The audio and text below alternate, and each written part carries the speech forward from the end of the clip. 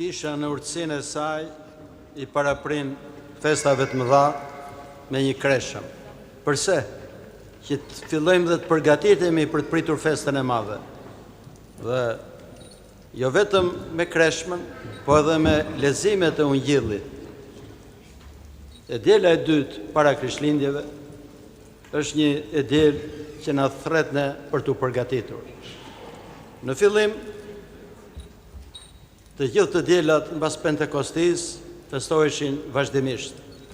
Por kisha mendoi që festa e madhe e Krishtlindjes kërkon një përgatitje shumë të madhe.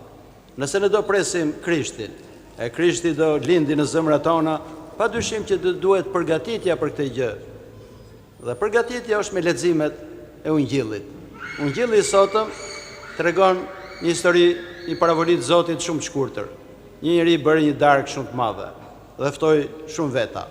Dhe kur u afrua dita e darkës, dërgoi shërbëtorin e tij për t'i bërë përsëri, sepse në Palestinë atë kohë, kur bëhej një dasëm e madhe si darkë shumë e madhe, fillimisht lajmëroheshin shumë kohë më përpara, që edhe ata të përgatiteshin. Pastaj ku afronte dita e dasmës ose e darkës, dërgonte përsëri një ftesë për t'i kujtuar ata për darkën e madhe. Dhe një shërbëtor shkoi dhe I lajmëroi, duke thënë që zotëria im thotë që gjithçka është gati, thotë ejani dhe ashtu. Por ato krijuan justifikime të ndryshme. Njëri tha kam bler një arë, do shkoj ta shoh, tjetri tha kam bler 5 pend që do shkoj t'i provoj, një tjetër thotë sa u martova tani thotë dhe nuk do vi atje. Dhe I Zoti I darkës u zëmërua, thohet në paravoli. Dhe I tha shërbëtorëve të tij shkoni dhe gjeni njerëz kudo të çalë, të verbër, të varfër që të vinë në këtë darkë, sepse asnjë nga ata që është thirrur dhe nuk ardhe dhe nuk do e shijoj këtë darkë. Dhe përfundon me fjalët që shumë janë të thirrur, po pak janë të zgjedhur. Çfarë do thotë kjo paravoli për ne? Se është një paravoli shumë e rëndësishme për secilin nga ne. Dasma ose darka e madhe dhe gjithë ato kohë që ishin në Izrael e dinin se çfarë do thonte. Ishte pikërisht mbretëria e qejve. Ishte darka solemne e mbretërisë dhe kur Zoti tregon këtë paravoli, farisenë që kishin një përgatitje teologjike dhe të shkrimit shenjtë e kuptuan se për çfarë po fliste. Dhe këtë paravoli, që është një shumë e rëndësishme, në pak rrjeshta shkruhet gjithë historia e njerëzimit dhe historia e shpëtimit tonë, tregon këtë gjë. Izraeli u thirr nga Zoti, u thirr si populli I zgjedhur I Tij, por nuk ju përgjigj në fund ftesës. Sot ne përkujtojmë para etrit, që do thotë të gjithë etrit e shenjtë që kanë qenë që nga Adami e deri tek Joan Pakzori I kujtojmë ne sot. Përse I kujtojmë këtë gjë? Sepse këta ishin njerëzit që u përgjigjen thirrjes. Dhe Adami përsëri u pendua. Dhe tradita e kishës thotë që qa u hidhur për një kohë gjatë, sepse ai kishte shijuar darkën e mbretërisë, kishte jetuar në parajs dhe dinte ëmbëlsinë e gjithçka e tjetër, dhe padyshim që në shpirtin e tij ishte malli I madh për parajsën. E ky mall e bëri atë që të pendohet shumë thellë. Çdo njeri e ka këtë, sepse të gjithë janë krijuar sipas ikonës Perëndis.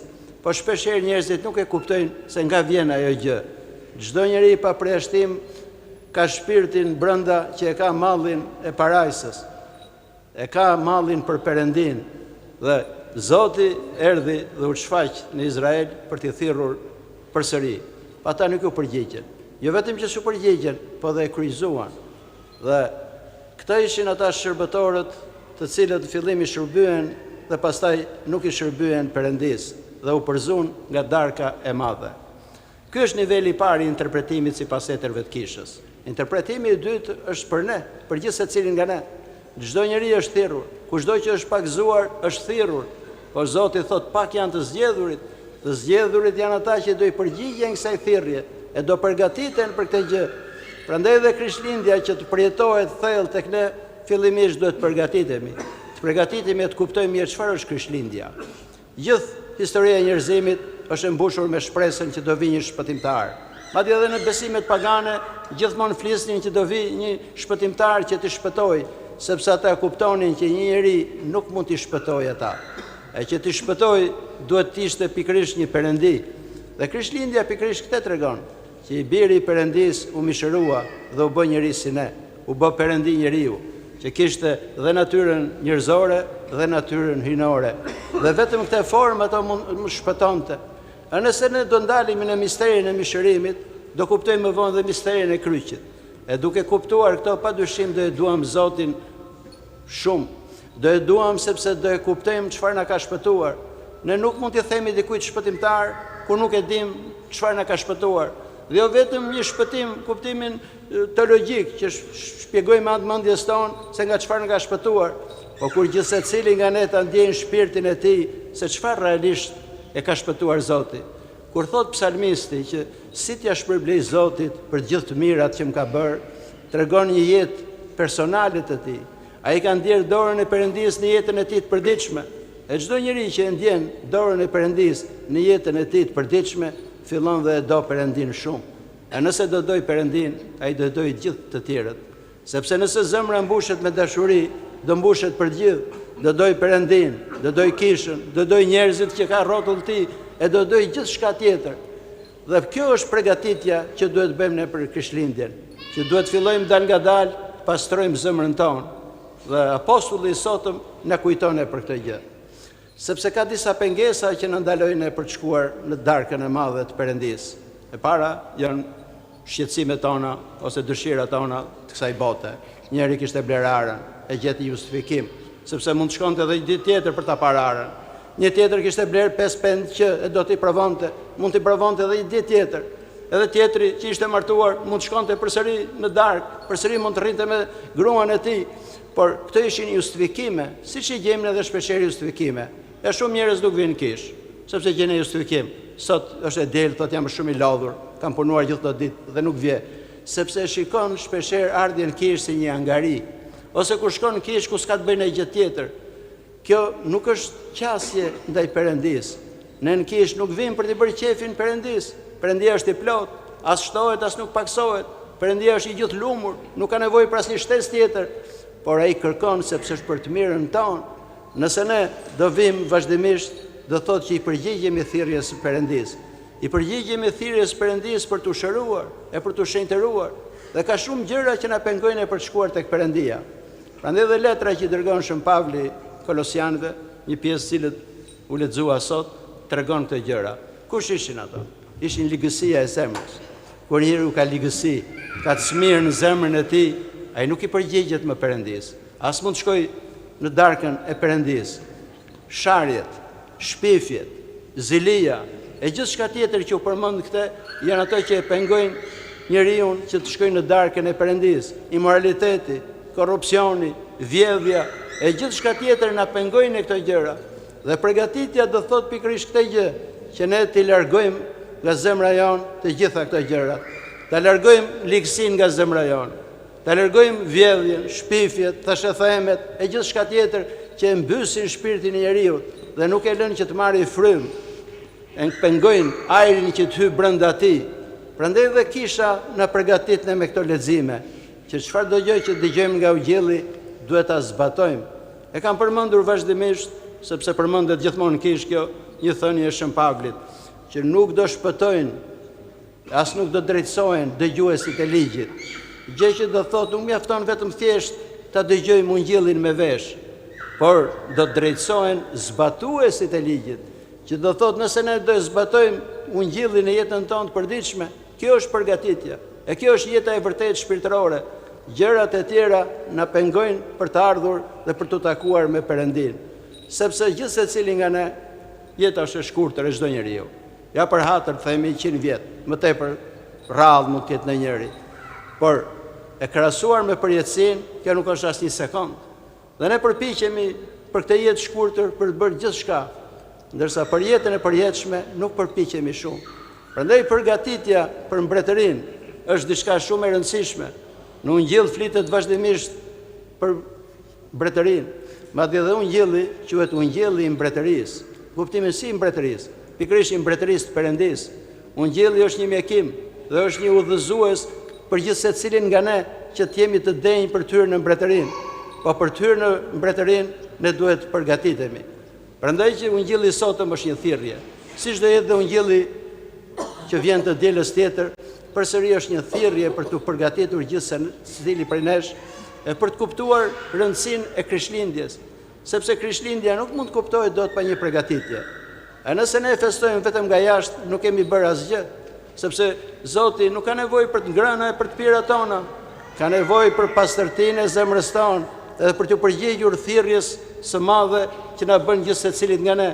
Ungjilli i sotëm pikërisht këtë tregon, që thirrja e Perëndisë është universale.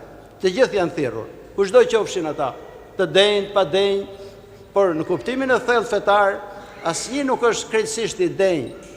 Thirrja në mbretërinë është një dhuratë nga Perëndia. Ne hym atje jo vetëm thjesht nga merita jonë, po hym nga dashuria e Perëndisë. Dhe vetëm duke bërë një jetë fetare ne mund ta kuptojmë këtë gjë. E duke kuptuar këtë do jemi të përulur. E zemra jonë do mbushet me dashuri, e dashuria do sjellë gëzim në jetën tonë. Prandaj le të përpiqemi të përgjigjemi thirrjes së Zotit. Mbas 2 javësh, edhe më pak, ne presim lindjen e Krishtit. Edhe si do e presi gjithë secili nga ne shpirtërisht? Vetëm duke u përgatitur për të pastruar shpirtin e tij, sepse Zoti nuk mund të banojë në një zemër që nuk është e pastër. Asgjë e ndyr nuk mund ta shenjtërojë njeriu. Dhe Perëndia nuk mund të banojë në një zemër të ndyr, thot Shkrimi i Shenjtë. Dhe pastrimi i zemrës është jeta më e thellë shpirtërore dhe përpjekja më e madhe e çdo njeriu, sepse duke pastruar zemrën e tij ai shërohet.